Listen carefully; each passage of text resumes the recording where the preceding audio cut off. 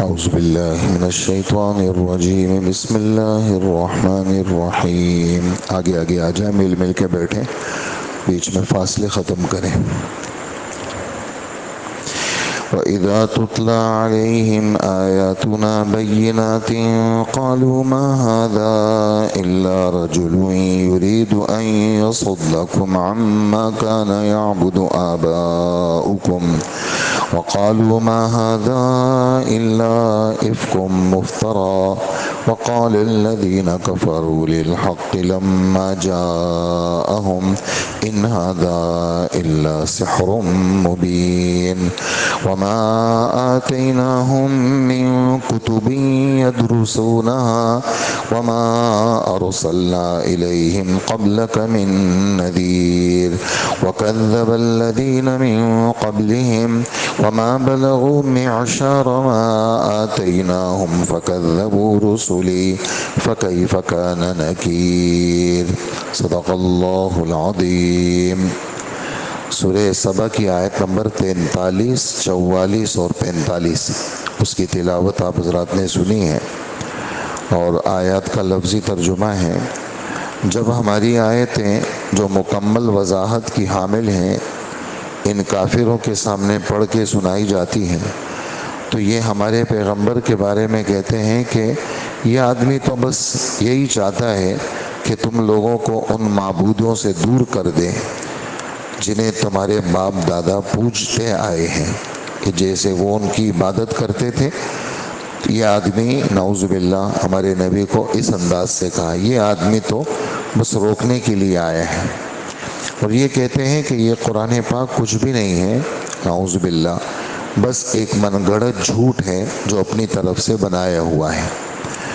اور جب ان کافروں کے سامنے حق کا پیغام آیا تو انہوں نے اس کے بارے میں یہ کہا کہ یہ تو کھلے جادو کے سوا کچھ نہیں، حالانکہ ہم نے انہیں پہلے ایسی کوئی کتاب نہیں دی جو یہ پڑھتے پڑھاتے ہوں، اور نہ اے پیغمبر آپ سے پہلے ان کے پاس کوئی ڈرانے والا نبی بھیجا تھا، اور ان سے پہلے لوگوں نے بھی پیغمبروں کو جھٹلایا تھا، اور یہ عرب کے مشرکین اس ساز و سامان کے 10ویں حصے کو بھی نہیں پہنچے ہیں جو ہم نے ان پہلے لوگوں کو دے رکھا تھا، پھر بھی انہوں نے میرے پیغمبر کو جھٹلایا، تو دیکھ لو میری دی ہوئی سزا کیسی سخت تھی جو ان پر نازل ہوئی۔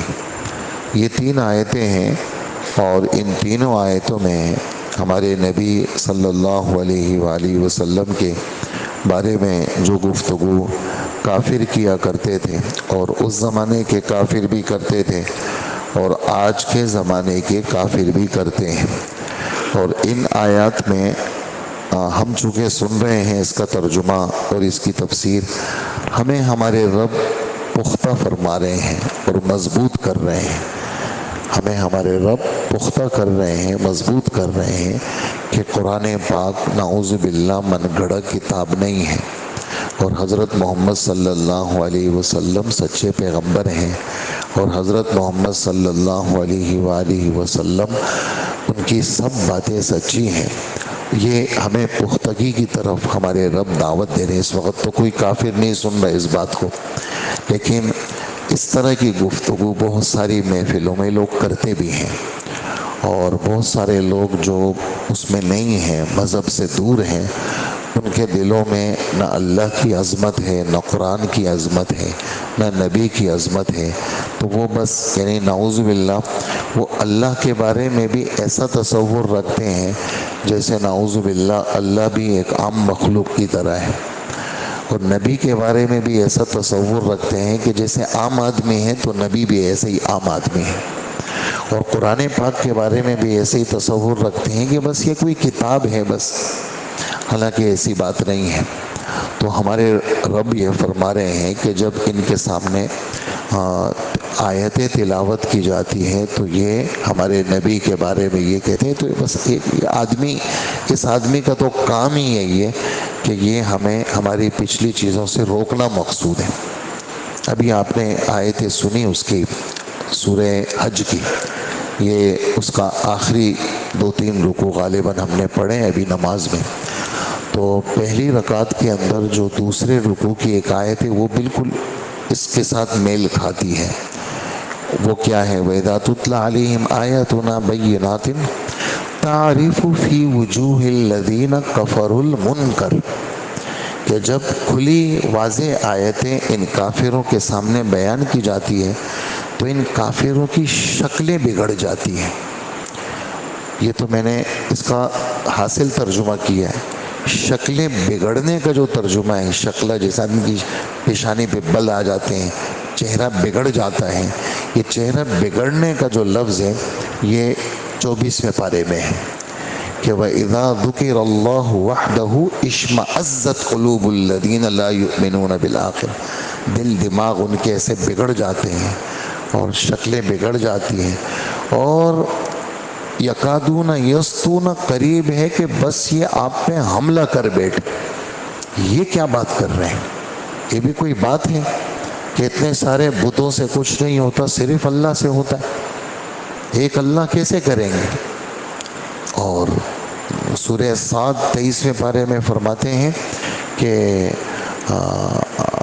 ہم جو ہے وہ بہت سارے معبودوں کو چھوڑ کر کے ایک ہی کو لے لیں. ان ھذا لشیء عجاب، یہ تو بڑی عجیب بات ہے. یہ بھی کوئی بات ہے؟ یہ وہ موقع تھا جب ابو طالب کے سامنے یہ سارے کافر جمع ہوئے اور انہوں نے کہا کہ یہ آپ کے بھتیجے سے ہم بڑے تنگ ہیں. تو حضور صلی اللہ علیہ وسلم، ابو طالب نے ان کی طرف سے کچھ سفارش کی ہوگی تو ہمارے نبی صلی اللہ علیہ وسلم کی آنکھوں میں آنسو آ گئے اور ہمارے نبی نے فرمایا کہ چچا جان، اگر یہ ایک ہاتھ میں سورج رکھ لے میرا اور دوسرے ہاتھ میں چاند رکھ لے، یہ نہیں کر سکتے، لیکن اگر یہ کر بھی لیں تو پھر بھی میں اس بات کو نہیں چھوڑوں گا. لا الہ الا اللہ، اللہ سے ہوتا ہے، اللہ کے غیر سے نہیں ہوتا، یہ میں نہیں چھوڑوں گا اس بات کو. تو اس وقت وہ کافر، اس زمانے میں لوگ اپنے ہاتھ میں چادریں رکھتے تھے، جیسے گاؤں دیہات والے چادریں رکھتے ہیں، رومال رکھتے ہیں. تو انہوں نے اپنے رومال اٹھائے اور یوں جھاڑے اور اس محفل سے اٹھ گئے. اور یہ والے جملے جو سورہ صاد میں کہے ہیں، یہ والے جملے ان کافروں نے کہے. اجعل الآلہۃ الہا واحدا، کہ بہت سارے معبودوں کو چھوڑ دیں، ایک کو لے لیں. ان ھذا لشیء عجاب، یہ تو بڑی عجیب بات، یہ بھی کوئی بات؟ تو بات تو یہی ہے کہ اللہ کے سوا کوئی معبود نہیں اور اللہ ہی ہے سب کچھ، اور اللہ سے ہٹ کے سب بالکل باطل ہیں اور ان کی کوئی حیثیت ہی نہیں ہے. تو پہلی بات تو یہ کہہ رہے ہیں کہ یہ آدمی تو، اس کا تو ارادہ ہی یہ ہے کہ یہ تمہاری پچھلی جو باپ دادا جس کی عبادت کرتے تھے اس سے ہٹانا چاہتے ہیں. دوسرا یہ ہے کہ یہ جو قرآن پڑھتے ہیں تمہارے سامنے اور قرآن کی آیتیں تلاوت ہوتی ہیں، نعوذ باللہ، افکن کے معنی آتے ہیں جھوٹ. ایک کذبن ہے، ایک افکن ہے. افکن زیادہ خطرناک، بڑے جھوٹ کو کہا جاتا ہے. اور مفترن کے معنی آتے ہیں اپنی طرف سے بنایا ہوا. یہ تو اپنی طرف سے بنایا ہوا جھوٹ ہے، یہ کوئی خدا کا کلام نہیں ہے. اچھا، پھر کوئی کہتا ہے کہ بھئی اگر خدا کا کلام نہیں ہے تو اس میں اتنا اثر کیوں ہے؟ قرآن پاک ایک مؤثر ترین کتاب ہے، یعنی آپ کروڑ دفعہ بھی اس کو پڑھیں گے تو اگلی مرتبہ میں اس کا وہی مزہ ہوگا جو پہلی دفعہ میں تھا، بلکہ اس سے زیادہ دوبالا ہوگا. اللہ پاک نے اس کے اندر وہ اثر رکھا ہے. تو بھی پھر یہ اثر کیوں کرتا ہے؟ تو اس کے جواب میں کہنے لگے جادو ہے. یہ دماغ چونکہ فیل ہو جاتا ہے اور لوگوں کے دماغ اس پہ بند ہو جاتے ہیں، نظر بندی ہو جاتی ہے، اس وجہ سے یہ جادو ہے، جبھی اس کا اثر ہے، جبھی اس کا اثر ہے. تو اس پر ہمارے رب فرماتے ہیں کہ یہودیوں عیسائیوں کے پاس تو تورات انجیل تھی، وہ تو پڑھتے پڑھاتے آئے ہیں. اے مکہ کے کافروں، تمہارے پاس کیا تھا؟ تمہارے پاس تو کچھ بھی نہیں تھا. یہ قرآن پاک تو ایک ایسی نعمت ہے جو یعنی جو اللہ جل جلالہ نے کہیں بھی نازل نہیں کی. آپ ایک حیران کن بات سنیں گے.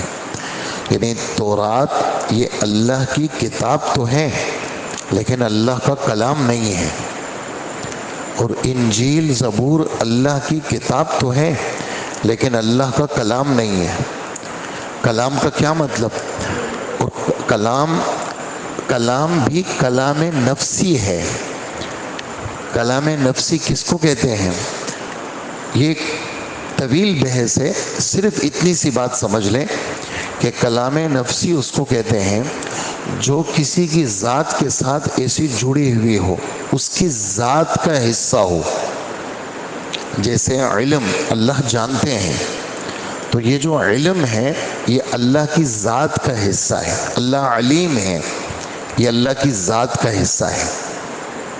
اللہ قدرت ہے، کسی چیز پر قدرت ہونا، تو اللہ تو ہر چیز پہ قدرت رکھتے ہیں، تو یہ جو قدرت ہے یہ اللہ کی ذات کی صفت ہے، یہ الگ سے چیز نہیں ہے۔ تو قرآن پاک یہ تو دو گدوں کے بیچ میں لکھا ہوا ہے، یہ تو مکتوب ہے، یہ تو کاغذ ہے، یہ مخلوق ہے۔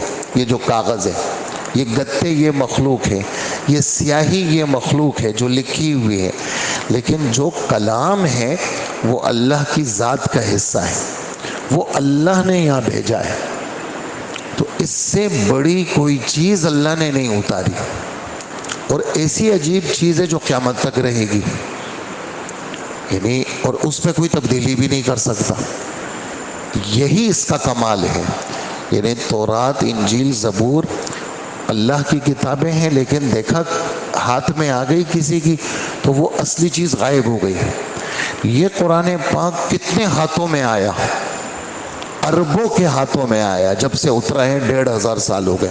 اربوں لوگ ان کے ہاتھوں میں آیا، اربوں لوگوں نے اس کو دیکھا، لیکن کوئی کائنات کا کوئی فرد اور کوئی طاقت اس کو بدل نہیں سکی۔ یہ اس کا کمال ہے۔ کتنی دنیا کہاں سے کہاں چلی گئی، کوئی اس کو بدل کے دکھا دے اور کوئی اس کے اندر گڑبڑ کر کے دکھا دے، یہی اس کا کمال ہے۔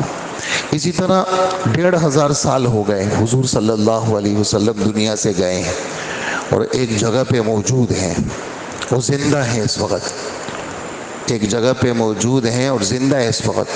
تو اس وقت سے دشمن لگے ہوئے ہیں کہ آپ کے بدن مبارک کو ہم تکلیف پہنچائیں اور آپ کا بدن مبارک ہم مدینہ سے نکال لیں۔